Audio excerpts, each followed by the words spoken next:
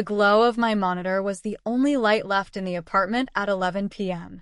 My fingers flew across the keyboard, pushing lines of code around like puzzle pieces for the major software update we were rolling out next month. My eyes felt gritty, fueled by the lukewarm coffee long since gone cold in the mug beside me. It had been another 15-hour day, blurring the line between work and just trying to keep up. This was my life as a senior software engineer, demanding, high pressure, and frankly, exhausting. It paid well, thankfully, though lately, it felt like that good salary disappeared faster than it arrived. My phone buzzed on the desk, a small jolt in the quiet room. A text from Mason. "Hey cuz, super tied up with this new client pitch. Could you spot me $300 for an urgent software license? Need it tonight all." I sighed, the sound swallowed by the hum of my laptop. Oh, right. An urgent software license that was probably just dinner and drinks with someone he wanted to impress. This was standard operating procedure with Mason, a constant drip of casual, necessary-sounding requests that always seemed to coincide with my payday. Wearily, I opened my banking app, navigating to the transfer screen. It was faster than arguing. Before I could hit confirm, another notification popped up. An email, this time from an address I dreaded seeing, Mason's Brilliant Events business account, though I suspected Mason himself was the one hitting send. The subject line was ominous. Critical investment required, family support. My blood ran cold. Urgent software licenses were one thing.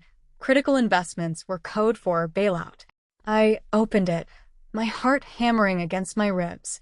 The email detailed, in Mason's usual flowery, buzzword-filled language, that Brilliant Events was facing a temporary liquidity challenge due to unforeseen market fluctuations and a minor legal dispute with a difficult former client. To overcome this hurdle and capitalize on massive upcoming opportunities, he needed a significant capital injection. The number that followed made my stomach drop. $50,000. Needed within a week to avoid severe consequences that would jeopardize everything. $50,000. It wasn't just a large sum. It was my large sum. It was the bulk of the money I had aggressively saved over the last 2 years, meticulously set aside for a down payment on a small condo in a decent neighborhood. It was my escape hatch from renting forever. My first step towards building actual, tangible wealth for myself. I stared at the number, the carefully constructed plans for my future flickering in my mind's eye, threatening to dissolve.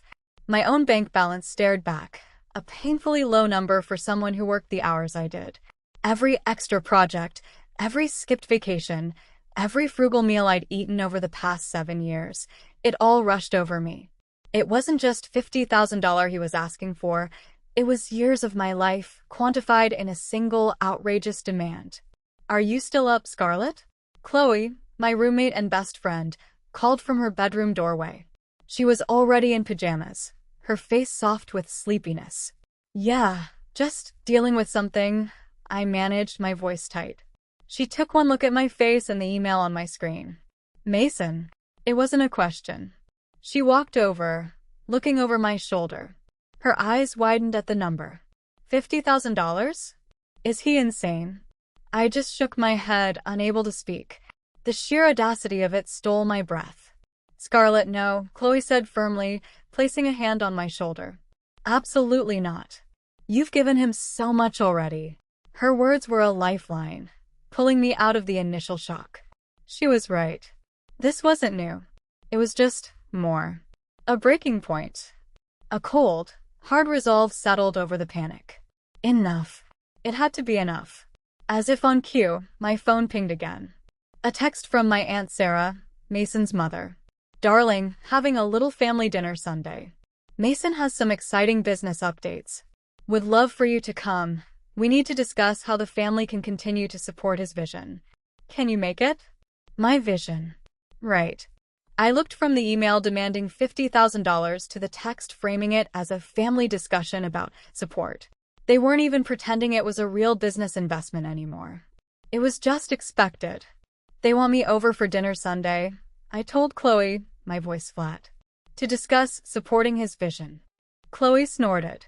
"I'll bet. So, what are you going to do?" I looked at the email again, the staggering number, the casual expectation. Then I looked at my own bank account, my neglected savings goals, my weary reflection in the dark monitor screen. An unexpected wave of pure, cold anger washed over me. I said the words deliberate. And we're going to have a discussion. Just not the one they're expecting. I closed Mason's email and opened a new spreadsheet. Time to see exactly how much support I had provided over the years. This wasn't just about saying no to $50,000. It was about confronting the cost of 7 years of yes. It started subtly, back when Mason first pitched brilliant events with glossy presentations and ambitious projections. He was fresh out of college, charming, and full of big ideas. Aunt Sarah and Uncle Robert were beaming with pride, utterly convinced he was the next Silicon Valley mogul, but in event planning. They didn't have the capital he needed, they said, looking pointedly at me during family dinners. I was the responsible one, the one with the good engineering job right out of school, the one who saved her money. He just needs a little seed money, Scarlett, Aunt Sarah had said, her voice soft and persuasive, to get his feet off the ground. He'll pay you back, of course. It's an investment in family. Uncle Robert chimed in. You're so sensible with finances, sweetheart. He could really use your guidance, and a little backing. I was young, maybe a little naive, and eager to please my family. I believed in Mason's energy, if not his projections. So I agreed to an initial amount, thinking it was a one-time thing, a loan between cousins. Mason was effusive in his thanks, promising quick returns. But the returns never came. The seed money was quickly followed by requests for operational costs, then unexpected overheads, then critical marketing, then rent for the office, which was coincidentally a very upscale apartment in a trendy part of town. His business never seemed to generate actual revenue, just more expenses. And every time I hesitated, Aunt Sarah and Uncle Robert were there, reinforcing the narrative. He's just having a rough quarter, it's normal for a startup, Aunt Sarah would insist. You wouldn't want to pull the rug out from under him just as he's about to break through, would you? Uncle Robert would add, making me feel like the potential villain. Mason was a master of the casual ask, too. Texts for business travel to cities I knew he just wanted to visit, requests for equipment upgrades that coincided with the latest tech releases, charges on a shared emergency credit card that turned out to be lavish dinners or designer clothes for client meetings. I remember having to bail on my best friend Jessica's bachelorette trip to Miami because Mason urgently needed money for a huge vendor deposit that fell through. While she was posting photos from the beach, I was eating ramen in my apartment, transferring funds I'd saved for the trip. Another time, I had to put off getting much-needed dental work because Mason needed money for critical software just days before a major conference he had to attend, and expense a luxury hotel for naturally. I tried talking to them, subtly at first. Maybe Mason should look into a smaller office space? Has he considered taking on a partner or seeking actual investors? Could he perhaps get a part-time job to cover some personal expenses? My suggestions were always met with polite dismissal, sometimes even mild annoyance. You don't understand the creative world, Scarlett, Aunt Sarah would sigh. He needs to focus on his vision, not be bogged down. Uncle Robert would shake his head. He's too talented for a regular job. The worst was their reaction when I had career opportunities. 2 years ago, my company offered me a chance to join a cutting-edge research team, but it involved long hours and no immediate big pay bump, just significant future potential. When I mentioned it at dinner, hoping for some excitement about my own path, Aunt Sarah said, "Oh dear, wouldn't that take away from your availability to help Mason? He really relies on your stability." Uncle Robert nodded. Your current job seems much more reliable for supporting family. They weren't proud of my career. They saw it as a funding mechanism for Mason. Compiling the spreadsheet was brutal. Going back through years of bank statements, scrolling through old texts and emails. Transfer after transfer, payment after payment. Rent checks for his apartment, car payments for his business vehicle, credit card bills filled with restaurant names and luxury brands. It wasn't just thousands. It was tens of thousands, creeping into the hundreds of thousands. My savings account history was a flat line, sometimes dipping. My investment portfolio was pathetic. My retirement fund was virtually untouched because I couldn't afford to put money there consistently after funding Mason. The final number on the spreadsheet made me gasp. 7 years. $487,621. That didn't even include the smaller, unaccounted-for cash transfers or the mental and emotional toll. I stared at the number, the sheer staggering amount of my life, my potential, my future, that had been poured into Mason's black hole. Chloe sat with me, helping me organize the documents, separating transfers from paid bills and credit card usage. Her eyes were wide as she scrolled through the figures. "Scarlett, this is financial abuse," she said, her voice quiet but firm. "They didn't just ask for help. They systematically drained you." That night, I didn't feel dread about the dinner anymore.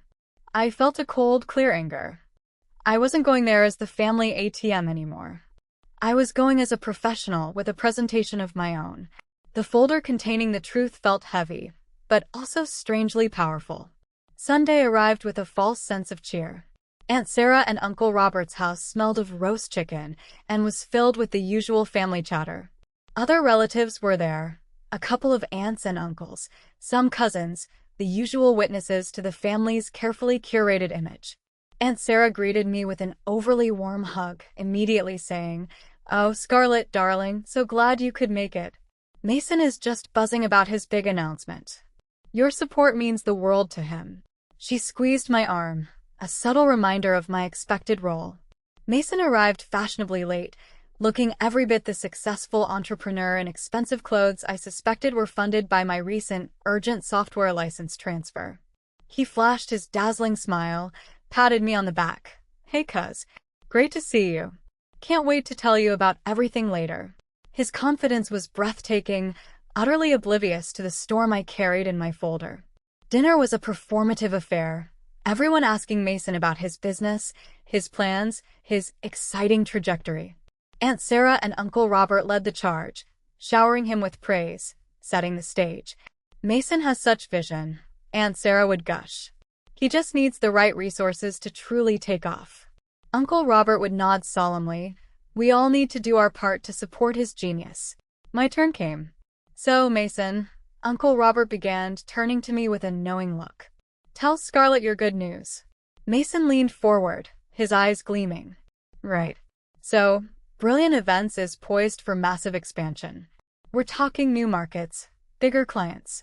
But to do that, I need to clear some legacy costs," he waved a hand dismissively, "and make a significant investment in scaling up the team and technology." He paused, looking directly at me, that familiar, entitled smile on his face. "Based on our projections, I'll need about $150,000 to get us to the next level. And obviously, I was hoping you could, handle that, Scarlett. You've always been so good about this." The room went quiet.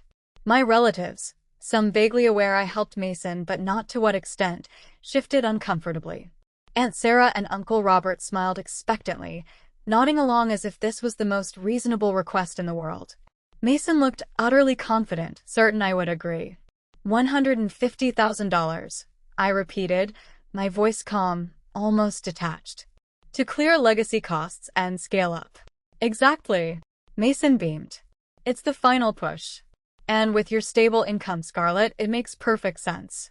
You're established, you don't have a family to support yet, so you have the liquidity." The condescension in his voice, the casual dismissal of my entire life as less important than his vision, was the final straw. "Actually, Mason," I said, reaching for the folder beside my chair, "before we talk about future investments, let's talk about the past." I placed the folder on the table and slid the top document, the spreadsheet, towards the center. "This is a summary of every dollar I have contributed to Brilliant Events and your associated expenses over the past 7 years. Silence. Mason's smile faltered. Aunt Sarah leaned forward, confused. "Scarlett, what is this?" Uncle Robert asked, his tone shifting from proud father to wary patriarch. "It's an accounting," I said, my voice steady, "of my support. Tuition for that executive course you said was critical for business, $12,000. Rent for your office apartment, averaging $3,500 a month for 7 years, that's $294,000. Your business car payments and insurance, roughly $58,000.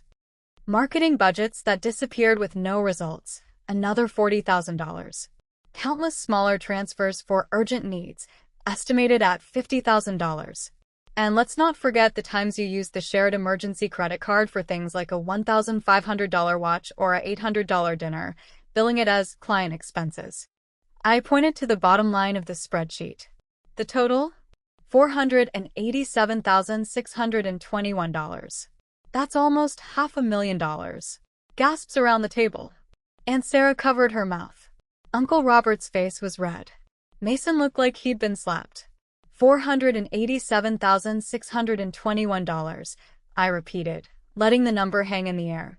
That's not just money. That's years of my life. Missed opportunities. Delayed dreams. That's my future, poured into your black hole. Scarlett, that's exaggerated, Mason stammered, recovering slightly. That was support. Family support. Support. I laughed, a sharp, humorless sound that startled everyone, including myself. When have any of you ever supported me? When have you asked about my job, my goals, the things I've had to give up? You saw my income as a resource to be tapped, not the product of my hard work. You enabled Mason's irresponsible lifestyle and convinced me it was my duty to fund it. How dare you? Aunt Sarah shrieked, tears welling up instantly. After everything we've done for you, you're attacking your family. We only ever wanted to help Mason succeed. Uncle Robert added, his voice rising. And you were in a position to help. What's wrong with that? What's wrong, I said, standing up slowly, gathering my documents with deliberate movements, is that you treated me like an ATM with a pulse? You valued Mason's potential over my present reality. And I'm done. I looked directly at Mason, who was pale and breathing heavily. No more money. No more support. No more putting my life on hold for yours. Figure it out yourself. You can't do this, Mason yelled, pushing back from the table. You'll ruin me. Your choices ruined you, Mason, I replied. I just stopped enabling them. Vivian. Aunt Sarah wailed my name in the original. Now it's Scarlett, of course. Don't you walk out. What will people think? I paused at the door, turning back to face the stunned, angry faces of my family. They'll think exactly what I realized tonight, I said, my voice loud and clear. That I'm not just a source of funds. I'm a person. With my own life. And I'm taking it back. I walked out, leaving the sound of their shouting and Aunt Sarah's sobs behind me. The drive home was a blur of adrenaline and shaky breaths. As expected, my phone exploded with messages and calls. Aunt Sarah's were frantic and guilt-laden. How could you do this? Your poor cousin. You've upset everyone. Uncle Robert's were stern and demanding. This is unacceptable, Scarlett. You need to come back and fix this. Don't burn your bridges. Mason's were initially angry. You witch. You ruined my life. Then quickly turned pleading and manipulative. I can't believe you would do this to family. Please, you're the only one who can help. I pulled into my parking spot and just sat there for a few minutes, the calls and texts vibrating my phone on the passenger seat. It was done.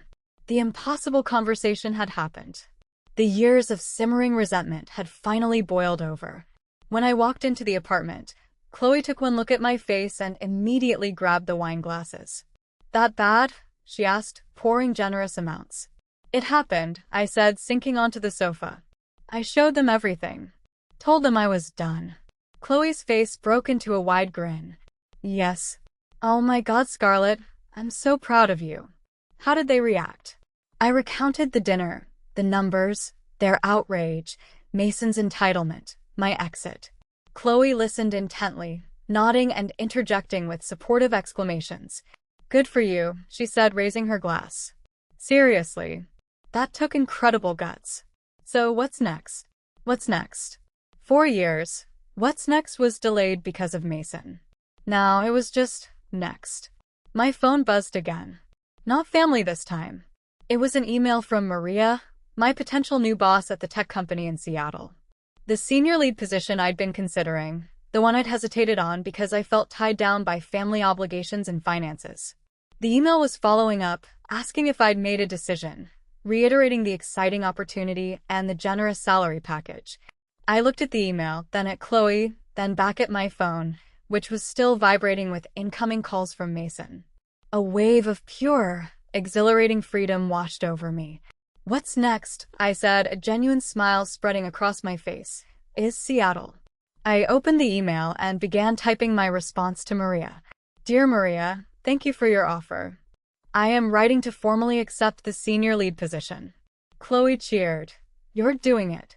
You're really doing it." For the first time in a very long time, the future felt wide open, unburdened by someone else's demands. The family storm was raging outside, but inside my apartment, a new life was already beginning. Over the next few days, the family communication barrage continued, but I mostly ignored it. I focused on packing, giving notice at my current job, and handling the logistics of a cross-country move. Aunt Sarah and Uncle Robert's messages became more desperate, trying different angles. Guilt, appealing to my better nature, trying to portray Mason as fragile and destroyed by my actions. Mason's oscillated between anger, tearful apologies, and increasingly outlandish promises if I would just fix this. Then came the first sign that Mason's problems were bigger than just needing a bailout. A generic-looking email landed in my inbox, addressed to resident of my old address, though I hadn't lived there in years, mentioning an outstanding debt related to Brilliant Events and seeking contact information for Mason Wade. I marked it as spam but felt a prickle of unease. A couple of days later, a polite but firm voicemail arrived on my phone from someone identifying themselves as Mr. Henderson, representing a commercial creditor pursuing Brilliant Events for defaulted loans. Mr. Henderson mentioned that Mason had listed me as a key financial backer and a potential guarantor on some loan documents, and they were hoping I could provide information or encourage repayment. Potential guarantor? I had never signed anything like that. This wasn't just about me refusing to give Mason money anymore. This was potentially illegal. This was him using my name, my financial stability, to potentially secure loans I didn't know about, or misrepresenting my role. My calm resolve solidified into something harder, sharper. This wasn't just about being free. It was about protecting myself. I contacted Chloe. "Remember that evidence folder?" I asked her. "We need to add to it." We spent an evening combing through everything again, specifically looking for any document Mason might have asked me to sign years ago that could be twisted into something like a power of attorney, any old communication where he asked for financial information rather than just money, any strange bills or statements that might have accidentally come to my address. We also documented every call and email from creditors. Then came the truly disturbing find. Digging through old digital files Mason had shared with me years ago under the guise of showing me the business model, I found scanned copies of past loan applications he'd submitted. On one, for a significant business loan under key financial supporters/guarantors, my name was listed, along with a projected income figure for me that was inflated. There wasn't a signature next to my name on the scan, but the implication was clear. He was leveraging my perceived financial stability, possibly even forging documents or misrepresenting our arrangement to secure funding from banks. "This is fraud, Scarlett," Chloe said, her voice serious. "This isn't just taking your money. This is putting you in legal jeopardy." My stomach clenched. She was right. This was bigger than a family dispute. This was a crime that could actually impact my credit, my future financial health, or even involve me in legal proceedings. The anger I felt before was nothing compared to the cold fury that settled in my bones. Mason hadn't just been an entitled leech. He'd been actively putting me at risk. My strategy shifted. This wasn't about exposing him to the family anymore. It was about exposing him to the relevant authorities and protecting myself absolutely. My meticulously compiled evidence folder became my shield and my weapon. The final confrontation didn't happen at a tense dinner table, but on a rainy Saturday morning outside my apartment building, just 2 days before my scheduled move to Seattle. I was loading the last boxes into the moving truck when Mason's familiar car pulled up. Aunt Sarah and Uncle Robert were in the front seats, their faces strained and anxious. Mason got out, looking pale and disheveled, a far cry from his usual confident self. "Scarlett, we need to talk," Aunt Sarah called, rushing towards me despite the rain. Uncle Robert followed, looking stern. Mason hung back slightly, wringing his hands. "There's nothing left to talk about," I said, my voice flat, not stopping what I was doing. "Yes, there is," Uncle Robert insisted. "Mason is in serious trouble. These, these creditors, they're relentless. And they're asking questions about your involvement. Mason finally spoke, his voice cracking. Scarlett, please. They're saying things about loan documents, about my applications. It's all a misunderstanding. You can clear this up. A misunderstanding? I turned to face them fully, wiping rain from my face. Is it a misunderstanding that you listed me as a guarantor on loans I never agreed to, Mason? Is it a misunderstanding that you inflated my income and used my name to secure funding for a failing business? Is it a misunderstanding that you potentially committed fraud? Mason flinched. Aunt Sarah and Uncle Robert paled further. Fraud? What are you talking about, Scarlett? Aunt Sarah asked, trying to sound dismissive but her eyes darting nervously to Mason. I'm talking about the loan documents I found, I stated calmly. The ones where my name appears. The calls I've been getting from creditors asking about inconsistencies in your financial statements, Mason. The fact that my stepping away triggered a cascade of debt collection that exposed your house of cards. This isn't my fault, and it's not a misunderstanding. You're lying, Mason shouted, finding a flicker of his old bluster. You're just trying to get back at me. Why would I lie? I asked, genuinely curious. I have the proof. I have the records of every dollar I gave you, showing you had no independent means to repay those loans. I have the records of the creditors calling me. I have copies of documents with my name that I didn't sign. You can't show that to anyone. Uncle Robert warned, his voice low and threatening. You'll ruin Mason. You'll ruin the family name. Mason ruined himself, I replied, my voice unwavering. By being irresponsible, entitled, and potentially committing fraud. And I'm showing this evidence to the people who need to see it to protect myself. The creditors, maybe even the authorities if necessary. Aunt Sarah gasped, putting a hand to her chest. You would call the police on your own cousin? If he committed fraud that impacts me? Absolutely, I said. My priority is protecting myself now. Something none of you ever seem to understand. Please, Scarlett, Mason pleaded, stepping closer, rain plastering his hair to his forehead. I'll pay you back. Everything. Just tell them it was a mistake. It wasn't a mistake, Mason, I said, looking him in the eye. It was exploitation. And now it's consequences. Consequences for you, for your business, for your parents who enabled this for years. You vindictive witch. Aunt Sarah spat, her earlier tears replaced by pure venom. You're just jealous he dared to dream big while you sat at your little computer job. That insult, old and tired, no longer hurt. It just sounded pathetic. My little computer job paid for your son's entire extravagant lifestyle for 7 years, I countered softly. Remember that when you're helping him file for bankruptcy. I turned back to the moving truck. My movers are here. I'm leaving. I've accepted a promotion in Seattle. My life is moving forward. Yours, I glanced at Mason, is about to get very complicated. Uncle Robert made a move towards me, but Aunt Sarah pulled him back, perhaps sensing a losing battle, or worried about creating a bigger scene in front of strangers, the movers.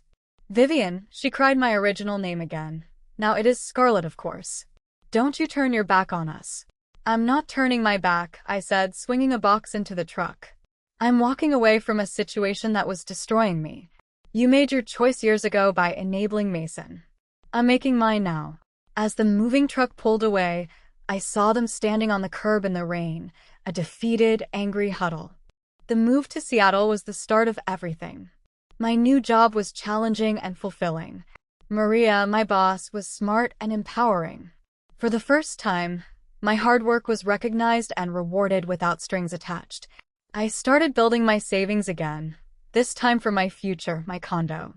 The messages from my family eventually dwindled, replaced by strained, brief exchanges around holidays, mostly initiated by me out of a sense of residual obligation, but kept superficial. I heard through the grapevine that Mason's business had officially collapsed, facing multiple lawsuits.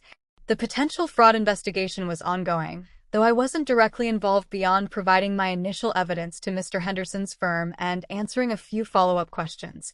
Mason was living back at home, reportedly struggling to find work and dealing with immense debt. Aunt Sarah and Uncle Robert never truly apologized. Their calls were often veiled with blame or thinly veiled attempts to remind me I was still family, perhaps hoping I'd eventually cave. But I didn't. Sitting in my new apartment, looking out at the Seattle skyline, I felt a profound sense of peace. It wasn't just the physical distance from my family or the financial freedom from Mason. It was the feeling of having stood up for myself, of having used my intelligence and strength to break chains I had allowed to bind me for too long. The truth, messy and painful as it was, hadn't just set me free. It had given me back my life, piece by painstaking piece. And this time, my future was entirely my own.